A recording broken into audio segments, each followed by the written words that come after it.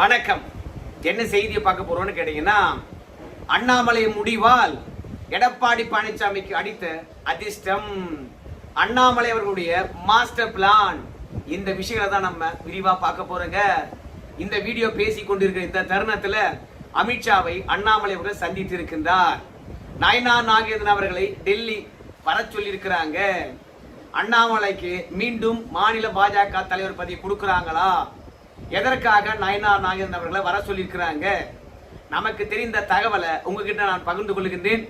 அண்ணாமலை முடிவால எடப்பாடி பழனிசாமிக்கு அடித்த அதிர்ஷ்டம் என்ன, அண்ணாமலை அவருடைய மாஸ்டர் பிளான் என்ன, டெல்லியில அந்த மாஸ்டர் பிளான் ஆனது ஒர்க் அவுட் ஆகுமா, ஒர்க் அவுட் ஆகாதா, எல்லாவற்றையும் நம்ம விரிவா பார்க்கலாம். ஆனா அதற்கு முன்பாக இதுவரைக்கும் நம்ம சேனல்ல நீங்க சப்ஸ்கிரைப் பண்ணலன்னா மறக்காம சப்ஸ்கிரைப் பண்ணிக்கங்க, கொஞ்சம் சப்போர்ட் பண்ணுங்க. முதல்ல அண்ணாமலை அவர்கள் டெல்லி கிளம்பினாரு. அவரு கார்ல இருந்த பாஜக கொடியை கழட்டிட்டாரு.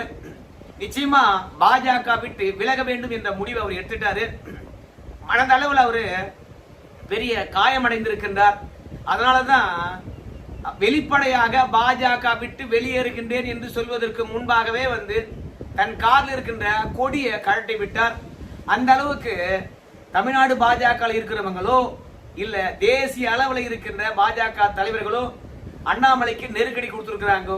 அதனாலதான் டெல்லி போகின்ற வரைக்கும் கூட கார்ல கொடி இருக்கட்டும் அப்படின்னு அவர் விட்டு வைக்கவில்லை. தமிழக அரசியல் களத்துக்கும் அகில இந்திய அரசியல் களத்துக்கும் வெளிநாட்டு வரைக்கும் போய் அரசியல் பழகுவதற்கும் இந்த பாஜக தான் வழிவகை செய்தது.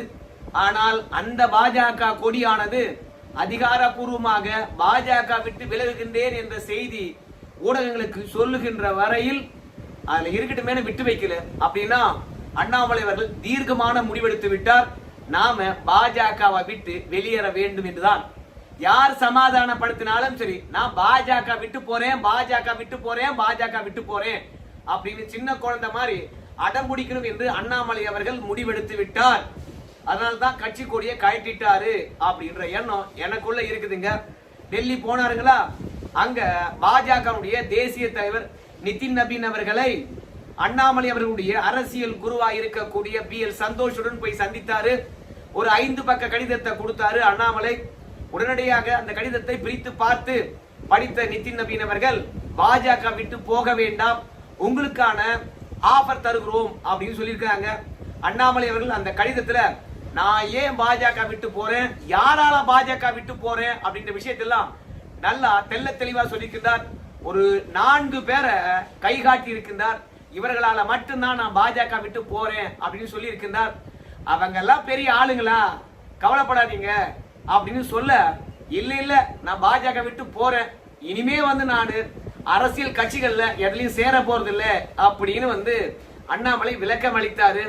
தனி கட்சி தான் தொடங்க போறீங்க, எங்களுக்கு தெரியாதா என்ன அப்படின்னு நிதின் நபீன் சொல்ல, இல்ல அரசியல் விட்டே ஒதுங்க போறேன், தனி கட்சியில நான் தொடங்க போறது இல்ல அப்படின்னு அண்ணாமலை சொன்னாரு. அவருடைய திட்டம் எல்லாம் என்னன்னு கேட்டீங்கன்னா, கட்சியை இப்ப தொடங்காம செப்டம்பர் மாசம் தொடங்கலாம் அப்படின்னு ஒரு ஐடியா வச்சிருக்காரு. காரணம் என்னன்னு கேட்டீங்கன்னா, சாமியார் சொன்னாராம், அப்புறம் ஜோசியர் சொன்னாராம், நல்ல நாள் குறித்து கொடுத்தாராம். அது மட்டும் கிடையாது, நீங்க தான் விஜய்க்கு எதிரான பெரிய ஆளுமையா வர போறீங்க. இருதுருவ அரசியல் யாரு, விஜயா அண்ணாமலையா அப்படிதான் பேசப்பட போகுது. ஆகையினால நீங்க இந்த தருணம் களத்துல இறங்குவதுதான் சரியா இருக்கும். பாஜகவில் இருந்தீங்கன்னா தமிழ்நாட்டுல பாஜக வளர்க்க முடியாது, உங்களையும் வளர்க்க முடியாது. கடைசி வரைக்கும் பாஜக யார் தோல்லையாவது ஏறிக்கிட்டு பயணப்பட வேண்டியதுதான். அதனால இந்த தருணம் வெளியே வாங்க, துணிச்சலுடன் வாங்க, பார்த்துக்கலாம் அப்படின்னு ஜோசியர் நாள் குறித்து கொடுத்திருப்பதென்றனால செப்டம்பர் மாசம் தான் கட்சி தொடங்க போகின்றார் அண்ணாமலை. சோ உடனடியாக என்னடா இந்த ஆளு கிட்டத்தட்ட ஒரு 7 ஆண்டு காலமாக பாஜகவில் இருந்தான், பாஜக தமிழகத்தில் வளரும் என்று பார்த்தோம். இந்த 2026 சட்டமன்ற தேர்தலுக்கு பிறகு அவரை தலைவராக்கலாம் என்று நினைத்தோம், அது கூட வேண்டாம் என்கிறாரே. சரி அண்ணாமலை, உனக்கு என்னதான் வேண்டும் அப்படின்னு கேட்கும் போது, நான் அமித்ஷாவை சந்திக்கணும் அப்படின்னு அண்ணாமலை சொல்லியிருக்கிறார். ஏன்னா கர்நாடகாவில் IPS அதிகாரியா இருந்தார். BL சந்தோஷுடன் நெருக்கம் ஏற்பட்டது. உடனடியாக IPS அதிகாரி பதவியை ராஜினாமா பண்ணாரு. பிறகு BL சந்தோஷ் அவர்கள் டெல்லிக்கு அழைச்சிக்கிட்டு வந்தாரு, அமித்ஷாவை சந்தித்தாரு. டெல்லியில தான் அமித்ஷா முன்னாடி வந்து பாஜகவில் இணைந்தாரு. அதே மாதிரிதான் அமித்ஷாவை சந்தித்து டெல்லியில் இருந்தே பாஜக விட்டு விலகுவதை நாம அறிவிக்கலாம் என்று அண்ணாமலை நினைச்சாரு. அதனால அமித்ஷாவை சந்திக்கணும் அப்படின்னு சொல்லிட்டு அண்ணாமலை நினைச்சாரு. அது மட்டும் இல்ல, இவ்வளவு நாள் ஆதரவளித்தார்கள் பாஜக இருக்கக்கூடிய எல்லா தலைவர்களும்.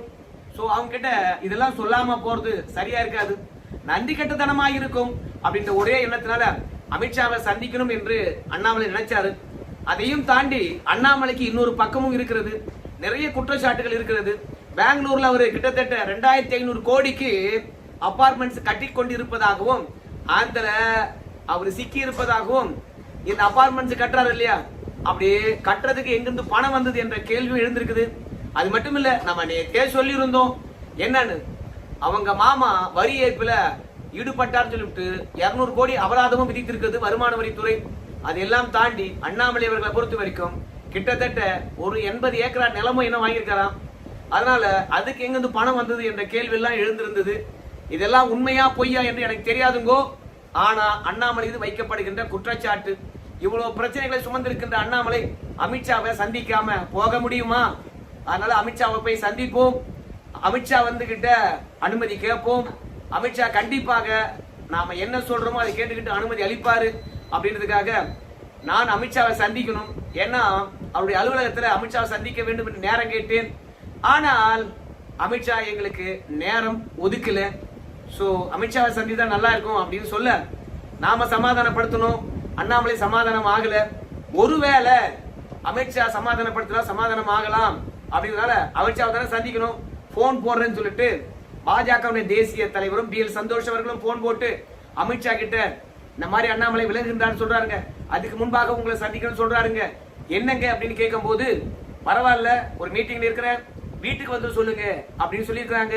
உடனடியாக அண்ணாமலை அவர்கள் வந்து தனக்கு பிடித்த புத்தகத்தை கையில் எடுத்துக்கிட்டு அமித்ஷாவை வீட்டுல போய் சந்தித்து புத்தகத்தை பரிசீலித்தார்.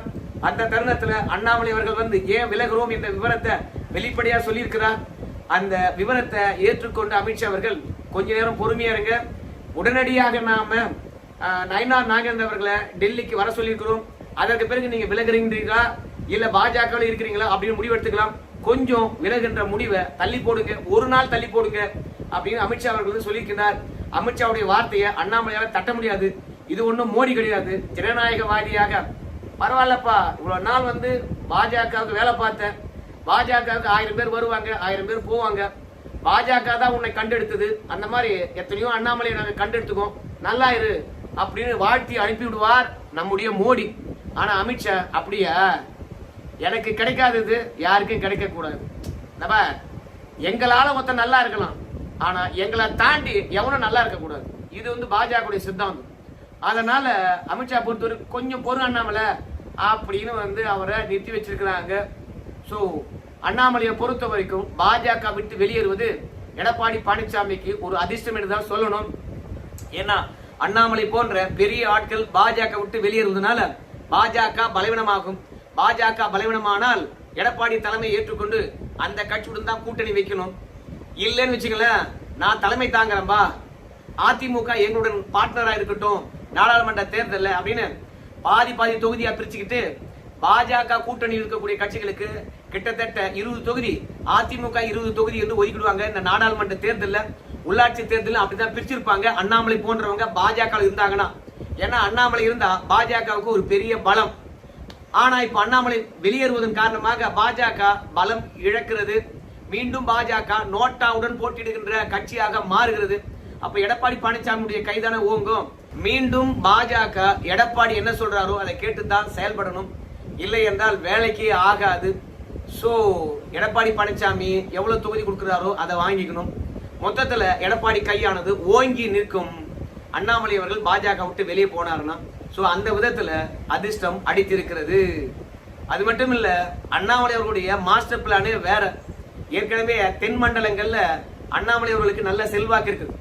கொங்கு மண்டலத்துல எடப்பாடி பழனிசாமி செல்வாக்கு விழுந்திருக்கிறது. சென்ற முறை செல்வாக்குடன் அதிக தொகுதியில் வெற்றி பெற்ற கொங்கு மண்டலத்துல இந்த முறை விஜய் அவர்கள் வரவு காரணமாக அதிமுக போறதா திமுக போறதா என்று குழப்பம் ஏற்பட்டு கொங்கு மண்டல மக்கள் விஜய்க்கு ஓட்டு போட்டுட்டாங்க. சோ அதிமுகவா திமுகவா என்ற குழப்பமானது இன்னும் அப்படியே தான் இருக்கிறது. கொங்கு மண்டலத்தில் எடப்பாடி பழனிசாமி தன்னுடைய செல்வாக்க இழந்திருக்கிற இந்த தருணத்துல அந்த செல்வாக்க தான் அறுவடை செய்ய முடியும் என்று நினைக்கின்றார் அண்ணாமலை. அப்போ தென் மாவட்டங்கள் மற்றும் கொங்கு மாவட்டங்கள்ல அண்ணாமலை அவர்கள் தன்னுடைய செல்வாக்க பதித்து விட்டார் என்றால் அதற்கு பிறகு யாரும் அசைத்து பார்க்க முடியாது. விஜய் ஒரு மாஸ் நடிகர் இல்லை என்று சொல்லல, அவரு கூட 19 மாவட்டங்கள்ல பெருசா வெற்றி பெறவே இல்லை. அப்படி வெற்றி பெறாத காரணத்தினால்தான் 19 மாவட்டங்களுக்கு அமைச்சரே அவரால் போட முடியல. ரெண்டாவது, கிட்டத்தட்ட 9 மாவட்டங்கள்ல ஒரு ஆள் கூட வெற்றி பெறல. தமிழக வெற்றி கழகத்துல விஜய் அவர்களே பல மாவட்டங்கள்ல இப்படி எண்ணிக்கையை தொடங்காத போது அண்ணாமலை இப்போ பாஜக விட்டு வெளியேறுவதனால அவரும் எல்லா மாவட்டத்திலும் செல்வாக்க வளர்க்கணும்னு அவசியம் கிடையாது. இன்னொரு விஷயத்தையும் சொல்ற பாருங்க, திமுகவுடைய செல்வாக்கு சென்னை மண்டலம், டெல்டா மண்டலம் இவை இரண்டிலும் திமுக எப்போதுமே சாதிக்கும், எம்ஜிஆர் காலத்துல கூட. ஆனா சென்னை மண்டலத்துல சுத்தமா இழந்திருக்கிறது திமுக. இந்த முறை திமுக எதிர்கட்சியா வந்திருக்குன்னா அதுக்கு காரணம் டெல்டா மண்டலம் மட்டும்தான்.